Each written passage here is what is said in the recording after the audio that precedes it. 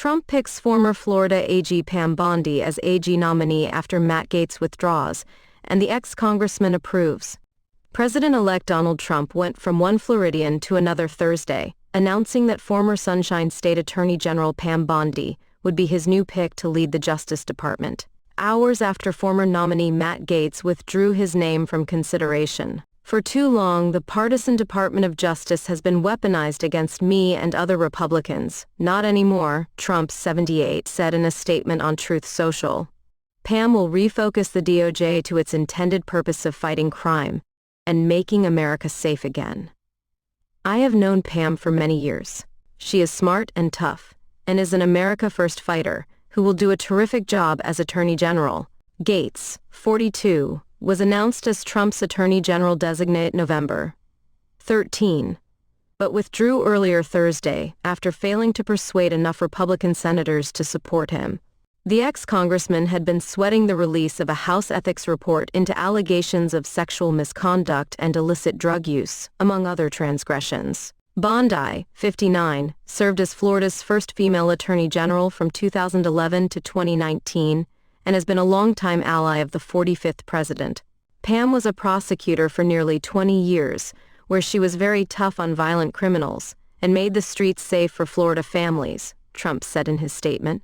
Then, as Florida's first female Attorney General, she worked to stop the trafficking of deadly drugs and reduce the tragedy of fentanyl overdose deaths, which have destroyed many families across our country. She did such an incredible job that I asked her to serve on our Opioid and Drug Abuse Commission during my first term. We saved many lives, he added. Bondi previously spoke on behalf of Trump at both the 2016 Republican Convention, where she memorably led the delegates in chants of "Lock her up," targeting Democratic candidate Hillary Clinton, as well as the 2020 convention, where she slammed first son Hunter Biden's corrupt history of overseas business dealings.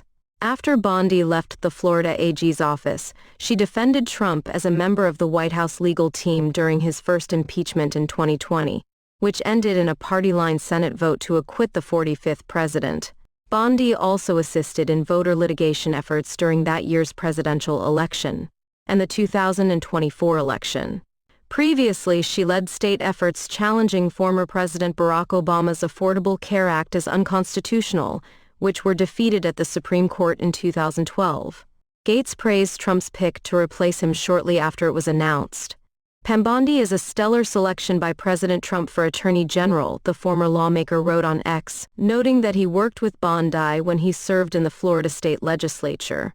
Pam and I worked closely together when she was Florida's Attorney General, and I chaired criminal justice in the State House, Gaetz said. She's a proven litigator, an inspiring leader, and a champion for all Americans. She will bring the needed reforms to DOJ. Gaetz bowed out of the AG confirmation process after several Republican senators publicly expressed reservations and a desire to hear claims from witnesses to a House committee on ethics investigation into his alleged sexual misconduct. According to their attorney, two witnesses who testified before the committee alleged that Gaetz had paid them more than $10,000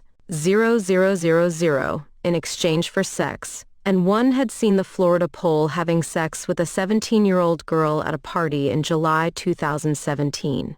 The witnesses also testified in a since-closed Justice Department probe, which resulted in no charges being brought against Gaetz, who has strenuously denied all wrongdoing. Gaetz said in an X post on Thursday that he had excellent meetings with senators before withdrawing, but that it is clear that my confirmation was unfairly becoming a distraction to the critical work of the Trump-Vance transition.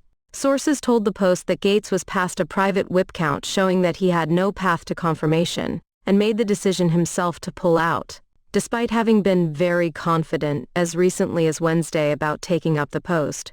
The Florida Republican resigned from Congress the same day that Trump nominated him, but it remains unclear whether he will retake his seat in the 119th Congress. A GOP aide had previously indicated to the Post that Gaetz was making a play to become a martyr to boost his 2026 gubernatorial prospects in Florida, with his short-lived bid for U.S. Attorney General.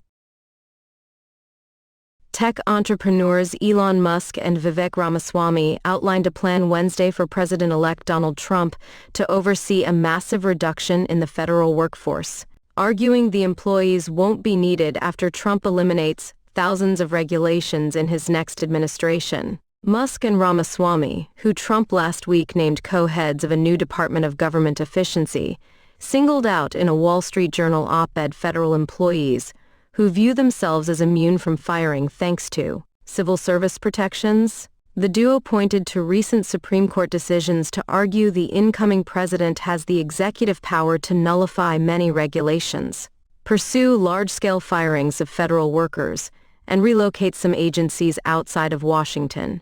They said, a drastic reduction in federal regulations would require vastly fewer federal employees. DOJ intends to work with embedded appointees in agencies to identify the minimum number of employees required at an agency for it to perform its constitutionally permissible and statutorily mandated functions. Their op-ed reads, Musk and Ramaswamy, two loyal Trump allies, were tapped to lead the effort to dismantle government bureaucracy, slash excess regulations, cut wasteful expenditures, and restructure federal agencies.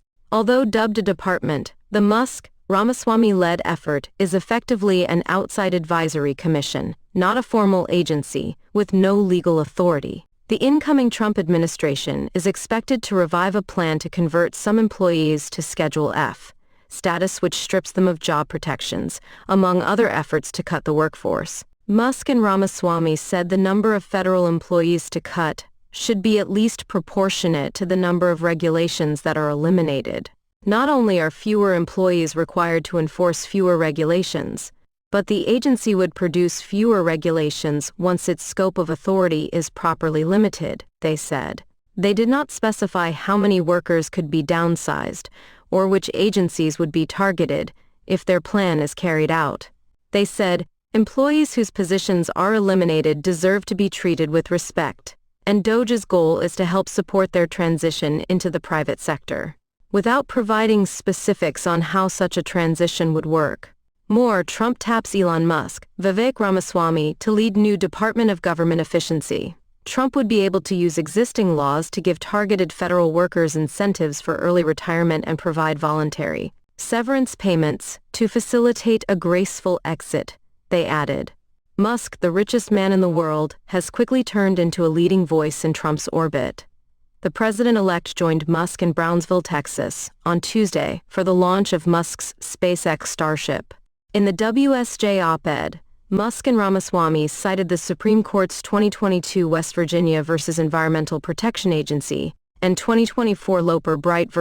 Raimondo decisions to argue a plethora of current federal regulations exceed the authority Congress has granted under the law.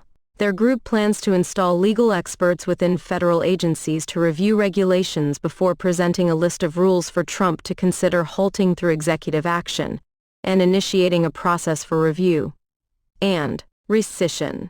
Musk and Ramaswamy acknowledged conventional wisdom might suggests civil service protections prevent the president from firing federal workers, but they argued Trump has the broad power, under the Supreme Court's 2021 Collins v. Yellen decision, to pursue reductions in force that don't target specific employees. They also floated the possibility of requiring these workers to return to in-person work 5 days a week, predicting it would result in a wave of voluntary terminations that we welcome.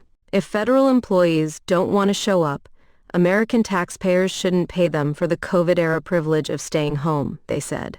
Democrats and other Trump opponents have criticized the DOJ undertaking, arguing Trump and his allies aim to end government protections in a host of critical areas, from education to the environment to entitlement programs. They've also jabbed Trump for bringing in 2 individuals to fill the job of one, though Musk and Ramaswamy have said they won't take salaries for their positions. We are entrepreneurs, not politicians, they wrote in the op-ed. We will serve as outside volunteers, not federal officials or employees. Unlike government commissions or advisory committees, we won't just write reports or cut ribbons, we'll cut costs.